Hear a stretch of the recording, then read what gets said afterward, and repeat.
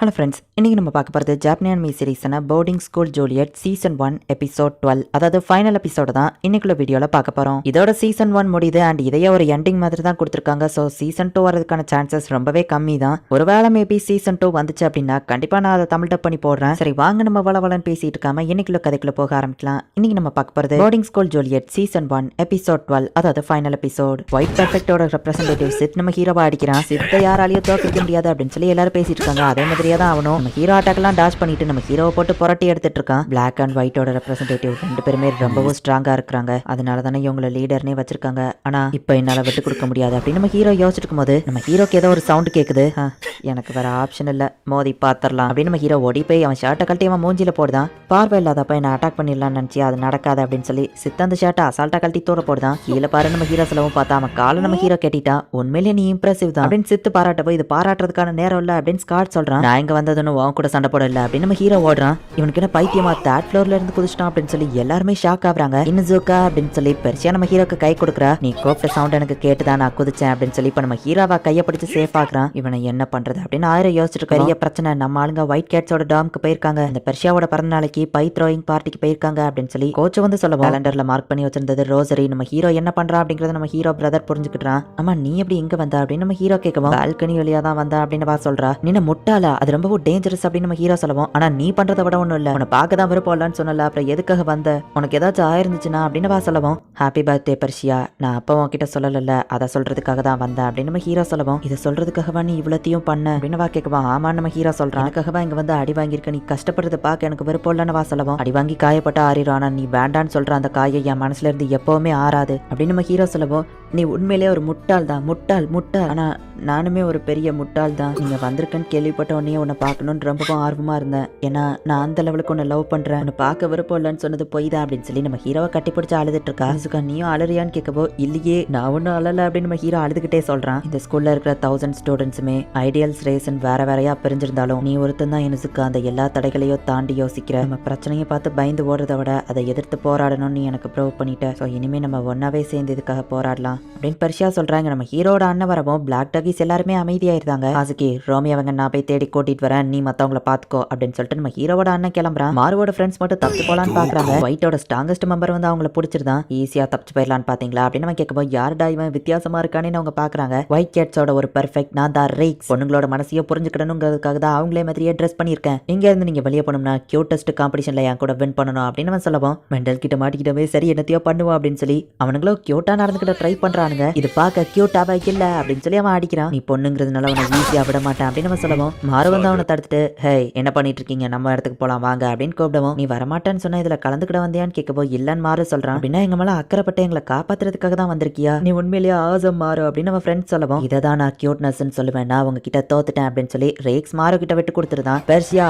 உன் மூஞ்சில கேக் அடிக்காம விட மாட்டேன் அப்படின்னு நம்ம ஹீரோவோ பெர்சியாவோ ஒருத்தர் மூஞ்சில ஒருத்தர் மாத்தி அடிச்சுக்கிட்டாங்க. மேட்ச் டிரால முடிஞ்சிருந்தாலும் பெர்சியா பர்த்டேவோட நம்ம கேடுத்துட்டோம் நமக்கு தான் அப்படின்னு நம்ம ஹீரோ சொல்லவும். இனிஜுகா ஜெயிச்சிட்டான் அப்படின்னு பிளாக் டாகி சேரப் பண்றாங்க. இதுதான் அவங்க பிளானா அப்படின்னு சார் பாக்குறா. நிறுத்துங்க அப்படின்னு நம்ம ஹீரோவோட அண்ணன் அங்க வரான். ஸ்கூல் ரூல்ஸ்ல ஒயிட் டாகிஸோட இடத்துக்குள்ள நுழையக்கூடாதுன்னு எந்த ரூல்ஸ் இல்ல, உன்னால என்ன எதுவும் பண்ண முடியாது அப்படின்னு நம்ம ஹீரோ சொல்லவும். ஒயிட்ல நீ ரிலேஷன்ஷிப்ல இருக்கிற பொண்ணு பெர்ஷியா ஜூலியட் தானா அப்படின்னு அவன் கேட்கறான். எனது பெர்ஷியாவும் எனுசுக்காகுமா அப்படின்னு எல்லாரும் பாக்குறாங்க. ஒரு வாரமா எல்லாத்தையும் பொறுத்துக்கிட்டு இருந்த நீ கடைசி நாள் பொறுத்துட்டு இருந்தா பிரச்சனை முடிஞ்சிருக்கும். ஆனா நைட்டு நீ ஸ்கூலை விட்டு ஓட ட்ரை பண்ண, அது ஏன்னு எனக்கு அப்ப புரியல. ஆனா பெர்ஷியாவோட பர்த்டே நீ அவ கூட சேர்ந்து செலிப்ரேட் பண்றதுக்காக தானே அங்க இருந்து போயிருக்க அப்படின்னு அவன் கேட்கவும். பெர்ஷியாவும் எனுசுக்காகுமா, அதுக்கு வாய்ப்பு இல்ல, ஒருவேளை அவங்க லவ் பண்ணுவாங்களோன்னு எல்லாரும் பேசவும். இவன் கூட நானா ஆதாரம் இல்லாம எதையோ பேசாதன்னு பெர்ஷியா சொல்லவும். அதான லேடி பெர்ஷியா போய் எனுசுக்காவையா அப்படின்னு சொல்லி ஸ்காட் கேட்கறான். வெஸ்டர்ன் கண்ட்ரீஸ்ல லவ்வர்ஸ் தான் அவங்களோட ராசரியை மாத்திக்கிடுவாங்கன்னு நான் கேள்விப்பட்டேன். இவன் கிட்ட ஒரு ராசரி இருக்கு, இவனோட கேலண்டர்லயும் அவனோட பர்த்டே டேட் அவன் குறிச்சு வச்சிருந்தான் அப்படின்னு நம்ம ஹீரோ பிரதர் சொல்லவும். சாலிட் எவிடன்ஸ் இல்லாம எதையோ பேசாதன்னு பெர்ஷியா சொல்றா. என்கிட்ட ஒரு எவிடன்ஸ் இருக்காத, நீ போட்டு பார்த்தா அது உனக்கு மேட்ச் ஆச்சுன்னா ரூபாயிரம் ஆறு சொல்லவும். அப்ப அதை எடுனவா சொல்றா. கப்பட்டுக்கிட்டே 1000 அதை எடுக்கிறான். இது இனுசுகா ரூம்ல இருந்தது. ஹாசிக்கு இதை உன் சைஸ்க்கு மேட்ச் ஆச்சுன்னா இது கன்ஃபார்ம் ஆயிரும் அப்படின்னு நம்ம சொல்லவும். இதெல்லாம் செக்ஸுவல் ஹராஸ்மெண்ட் அப்படின்னு எல்லாரும் கத்திட்டு இருக்காங்க. இது யாரோடதுடா, நீ அவ்வளவு மோசமானவனான்னு பெர்ஷியா நம்ம ஹீரோவை பாக்குறா. இது அன்னைக்கு நான் அவனுக்கு கொடுத்ததாச்சு அப்படின்னு சார் பாக்குறா. இல்ல அப்படின்னு ஸ்காட் கத்திட்டு இருக்கான். ஆயிரம் நீ பண்றது செக்ஸுவல் ஹராஸ்மெண்ட் அப்படின்னு சீத் வரவும். நீ இதுல தலையிடாத நம்ம சொல்றான். நீ இருக்கிறது என் இடத்துல, நீ இங்க இருந்து வெளியே போ. பெர்சியா நீ இதுக்கு ஒரு எக்ஸ்பிளனேஷன் கொடுக்கணும் அப்படின்னு சீட் சொல்றான். ஒயிட்டோட ரெப்ரசன்டேட்டிவும் கேட்காங்கன்னா அப்ப உண்மையிலேயே இவங்க லவ் பண்ணிருப்பாங்களோன்னு எல்லாரும் பேசிக்கிட ஆரம்பிக்கிறாங்க. இனிசுகா இது மட்டும் உண்மையா இருந்தா உன் கதை அவ்வளவுதான் அப்படின்னு மாறு சொல்றான். உன்கிட்டயோ கொஞ்சம் பேசணும் அப்படின்னு நம்ம ஹீரோட அண்ணன் அவனை கூட்டிட்டு போறான். சீட் பெர்சியாவை கூட்டிட்டு போறான். இப்படியே விட்டா எங்களோட ரிலேஷன்ஷிப் இந்த இடத்துல முடிஞ்சிரும், நான் ஏதாச்சும் பண்ணணும் பெர்சியானா அப்படின்னு நம்ம ஹீரோ சொல்ல வரதுக்குள்ள ஒரிஜினல் ஸ்வாடத்துக்கு நம்ம ஹீரோ கிட்ட போடுறா. என் மரியாதையும் என் உயிரை எனக்கு ஒண்ணுதான். என் மரியாதைக்காக நான் உயிரை இழக்க கூட தயாரா இருக்கேன். இனிசுகா ரோமியோ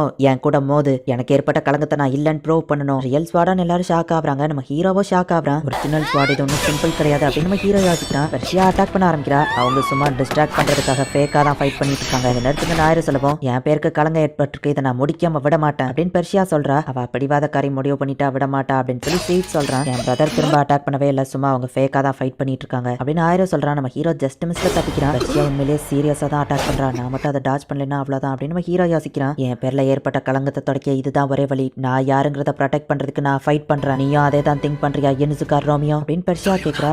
இப்போ இவ யாருங்கிறதா அப்படின்னு நம்ம ஹீரோ யோசிக்கவும் இப்போ அவ நம்ம ஹீரோவை லவ் பண்றா. ஸோ இதை ப்ரொடெக்ட் பண்றதுக்காக தான் ஃபைட் பண்றா. நம்ம ஹீரோ புரிஞ்சுக்கலாம். நாங்க சீரியஸா ஃபைட் பண்ணலன்னா எங்க ரிலேஷன்ஷிப்பை காப்பாற்ற முடியாது அப்படின்னு நம்ம ஹீரோவை புரிஞ்சுக்கிட்டு இவ்வளவு நேரம் நான் உங்ககிட்ட ஈஸியா நடந்துட்டு இருந்தப்பவே நீ தப்பிச்சிருக்கணும், இன்னைக்கு வா சாவு நிச்சயம் அப்படின்னு நம்ம ஹீரோ சொல்றான். அப்படின்னா சீரியஸாவே ஏன் பண்ணி என்ன அட்டாக் பண்ணு, அப்படின்னா நீயும் உன்னோட பெஸ்ட்டை பண்ணி என்ன கொல்ல ட்ரை பண்ணு அப்படின்னு நம்ம ஹீரோ சொல்றான். கண்டிப்பா இது ஆக்டிங் இல்லை, இவங்க சீரியஸாவே ஃபைட் பண்றாங்கன்னு எல்லாரும் பாக்குறாங்க. எங்களோட லவ்வை ப்ரொடெக்ட் பண்றதுக்காக நாங்க இதை பண்ணிதாகணும் அப்படின்னு சொல்லி அவங்க ரெண்டு பேருமே இப்போ சீரியஸா போயிட்டு ஒருத்தர மாத்தி ஒருத்தர் ஒரிஜினல் ஸ்வாட வச்சு அவங்க கழுத்திலேயே குத்திக்கிட்டாங்க. எல்லாருமே ஷாக் ஆகுறாங்க. அவங்க லவ்வர்ஸா இருந்தா உண்மையிலேயே இவ்வளவு சீரியஸா ஃபைட் பண்ணிருக்க மாட்டாங்க. கொஞ்சம் மிஸ்ஸா இருந்தா தொண்டையில இறங்கி அவங்க ரெண்டு பேருமே செத்துருப்பாங்க. நம்ம தடுத்துமே கூட பிளேடு ரெண்டு பேரோட கழுத்திலேயே இறங்கிடுச்சுப்பா. கண்டிப்பா அவங்க லவர்ஸ்ல. சரி வாங்க நம்ம எல்லாரும் போலாம் அப்படின்னு சொல்லி மத்த எல்லாரும் அங்க இருந்து கிளம்பவும் நல்லவேளை நம்ம பிளான் ஒர்க் அவுட் ஆயிடுச்சு அப்படின்னு ஹீரோ எந்திக்கிறான். இனிசுகா கத்தாத அப்படின்னு பெர்சியா சொல்றா. இது ஒரு ரிஸ்கி கேம்பிள் தான், பட் நல்லவேளை நீ கொடுத்த அந்த சிக்னலை நான் நோட்டீஸ் பண்ணேன். நம்மளோட அந்த ரோசரி இருக்கிற இடத்த ரெண்டு பேருமே காமிச்சதுனால தான் அதுல நம்ம ஏன் பண்ணி அட்டாக் பண்ணோம் அப்படின்னு நம்ம ஹீரோ சொல்லுவோம். நீ கொடுத்தது உடஞ்சிடுச்சு அப்படின்னு பெர்சியா வருத்தப்படுறா. இது உங்க அம்மா உனக்கு கொடுத்தது ரொம்பவே இம்பார்ட்டன்ட், இது உடஞ்சிடுச்சேன்னு நம்ம ஹீரோ வருத்தப்படுறான்.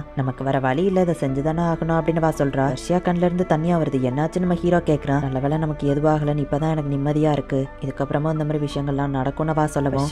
உன் பர்த்டேக்கு பேர் அசசரிஸ் கேட்டல, நான் அந்த கப்பிள்ஸ் ரிங்க வாங்கினேன். இதை உன்கிட்ட கொடுக்க கொஞ்சம் தாங்கிட்டு இருந்தேன். நான் இதை எப்பவும் உன்னால போட்டுட்டு இருக்க முடியாது, மத்தவங்க பாத்துருவாங்க. ஆனா ஒரு நாள் நான் பெர்ஃபெக்ட்ல சேர்ந்து அதோட லீடர் ஆகி இந்த ஸ்கூலையே நான் சேஞ்ச் பண்றேன். அப்போ நீ இந்த ரிங்க எப்பவுமே போட்டிருக்கலாம். அதுவரை எனக்காக காத்திருப்பியா நம்ம ஹீரோ கேட்கவும் பெர்சியா நம்ம ஹீரோவை கட்டுப்பிடிச்சு கண்டிப்பா அப்படின்னு சொல்றா. இனிசுகா என்னாச்சுப்பா பேசுப்பா அப்படின்னு வா சொல்றா. நம்ம ஹீரோ அப்படியே ஃப்ரீஸ் ஆகி போய் இருக்கிறான். ஒயிட் அண்ட் பிளாக்கோட அந்த டீச்சர் வந்துட்டு இந்த மாதிரி அவங்க டேஞ்சரஸா ஃபைட் பண்றதுக்கு இவங்க தான் காரணம்னு சொல்லி ரெண்டு ரெப்ரசன்டேட்டிவையும் திட்டுறாங்க. உண்மையிலேயே முட்டாள் தான், இனிமே இந்த மாதிரி டேஞ்சரஸ் எல்லாம் பண்ணாத, நான் ரொம்ப பயந்துட்டேன்னு ஹாசிக்கி சொல்றா. செஞ்ச எல்லாத்துக்கும் ரொம்ப தேங்க்ஸ் நம்ம ஹீரோ சொல்லபாவா ரொம்ப வைக்கப்படுறா. அப்படின்னா அந்த இன்னொரு வேர் நீ கொடுத்தது தானே அப்படின்னு பெர்சியா கேட்கவும் ஆமா நான் உனக்கு கிஃப்ட் வாங்க போனேன், அதை அவங்கிட்ட கொடுத்துருந்தேன், உன்கிட்ட சொல்லாததுக்கு சாரிப்பா அப்படின்னு சார் சொல்றா. பரவாயில்ல இருக்கட்டும், இப்போ தான் ஒரு வழியா எல்லா பிரச்சனையும் முடிஞ்சிருச்சு அப்படின்னு பெர்சியா சொல்லவா. ஃபியூச்சர்ல உனக்கு எது தேவைப்பட்டாலும் என்கிட்ட கேளு அப்படின்னு சார் சொல்லிட்டு கிளம்புறா. லேடி பெர்சியாவுக்கு போய் இப்படி ஹவுஸ் அரெஸ்ட் பனிஷ்மெண்ட்டை கொடுத்துருக்காங்களே, அந்த பனிஷ்மெண்ட்டை எனக்கு கொடுத்துருக்கலாம் அப்படின்னு ஸ்காட் வருத்தப்படவும் உனக்கு பனிஷ்மெண்ட் தான் வேணுமா, நான் கொடுக்கட்டுமா அப்படின்னு சொல்லி சார் கேட்கறா. ஸோ ஒரு வழியா இவங்க ரெண்டு பேரோட ஹவுஸ் அரெஸ்ட் பனிஷ்மெண்ட்டும் முடியுது. தனியா ரெண்டு பேரும் நைட்டு போட்ல மீட் பண்ணிக்கிறாங்க. இவ்வளவு நாள் கழிச்சு ஒன்று பார்த்ததுல சந்தோஷம் அப்படின்னு நம்ம ஹீரோ சொல்லவோ ஹே கத்தாத யாருக்காச்சும் கேட்டுற போது அப்படின்னு பெர்சியா சொல்றா. ஆமா நீ உண்மையிலேயே பெர்ஃபெக்ட்ல ஜாயின் பண்ண போறியான பா கேட்கவும் இன்னைக்கு என் பிரதர் கிட்ட கூட அதை பத்தி பேசினேன். எனக்கு இன்னுமே உங்க மேல சந்தேகம் இருக்குதான் செய்து, ஆனா என்னோட கேர்லெஸ்னால தான் அன்னைக்கு அந்த மாதிரி நடந்தது, திரும்ப அப்படி நடக்காது சாரி அப்படின்னு நம்ம போகவும் நான் பெர்ஃபெக்ட் ஆகணும்னு ஆசைப்படுறான் நம்ம ஹீரோ சொல்றான்.